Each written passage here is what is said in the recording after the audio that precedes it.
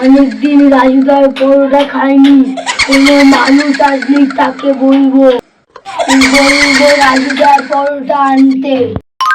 জানিস বন্ধু, এটা ভূতের বাড়ি, এখানে ভূতও থাকে। আমার ভয় লাগে। না, এইসব কিছু হয় না। আরে এইসব কিছু হয় না। চল তো। অনেকদিন পরে দুজন মানুষ আসছে, এবার এদের কাছ থেকে রাজুদার পরোটা খাবো।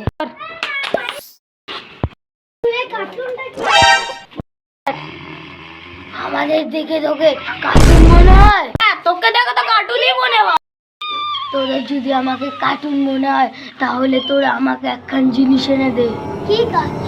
শিয়ালদার ভাইরাল রাজুদার পরোটা এনে এনে দিচ্ছি। তিনটা পরোটা, আলু মুড়ের তরকারি, একটা সেট। রাজুদা কেমন আছো? বল দাদি বল, আমার টাইম নেই, বল। তিনটা পরোটা দাও। তোর জন্য স্পেশাল আমি একটা প্লেটটা বানিয়েছি, তুই নিয়ে চলে যা। তাড়াতাড়ি যা, আমার অনেক কাস্টমার আছে, আসবে না আসবে। পেয়ে গেছি, চো তাড়াতাড়ি চো। লল নাও পরোটা।